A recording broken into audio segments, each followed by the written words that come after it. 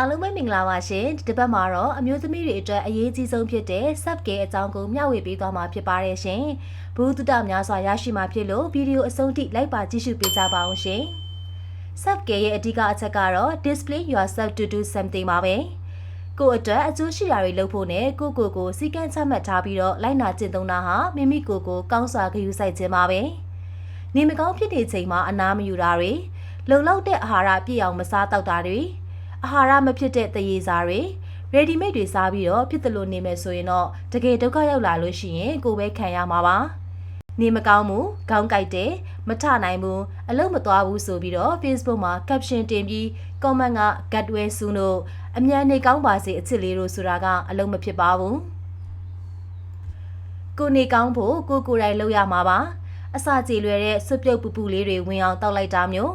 တက်စားရည်ပြားသက်မရရည်လိုမျိုး immune system ကောင်းစေတဲ့ vitamin C တွေတောက်ပေးတာမျိုး fiber အုပ်စုဖြစ်တဲ့ဟင်းသီးဟင်းရွက်တုပ်တွေကိုအစာကြေစနစ်အတွက်စားတောက်ပေးတာမျိုး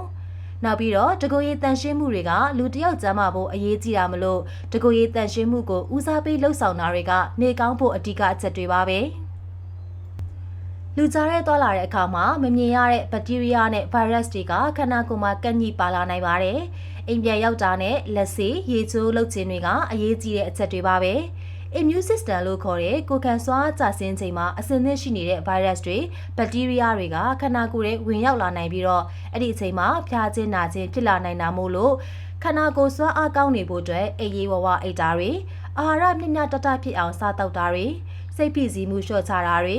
ကိုယ့်အတွက်အကျိုးမရှိတဲ့အတွေ့အတွေကိုခေါင်းထဲကထုတ်ပစ်တာတွေကိုလည်းပဲ sub care ရှိခြင်းပဲဖြစ်ပါတယ်။ဒါကြောင့်ကိုစီကံလေးထားဖို့နဲ့ကိုချထားတဲ့စီကံကိုလိုက်နာဖို့အရေးကြီးပါတယ်။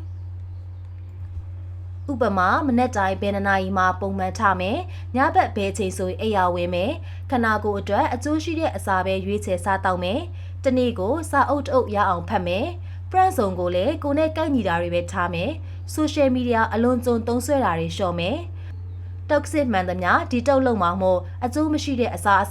သောက်တွေအကျိုးမရှိတဲ့အတွေးခေါ်တွေ relationship တွေ friendship တွေကိုကြောခိုင်းမယ်ကိုယ့်ရဲ့အကျင့်ဆိုးတွေကိုလည်းစွန့်လွတ်မယ်ကိုယ့်ရဲ့ attitude စိတ်နေစိတ်ထားတွေကိုလည်းပြန်လည်ဆင်ခြင်သုံးသပ်ပြီးတော့ attitude ကောင်းတိဆောက်မယ်စသဖြင့်ဒီလိုစည်းကမ်းလေးတွေချမှတ်ပြီးလိုက်လုပ်တာက sub care ရှိခြင်းပါ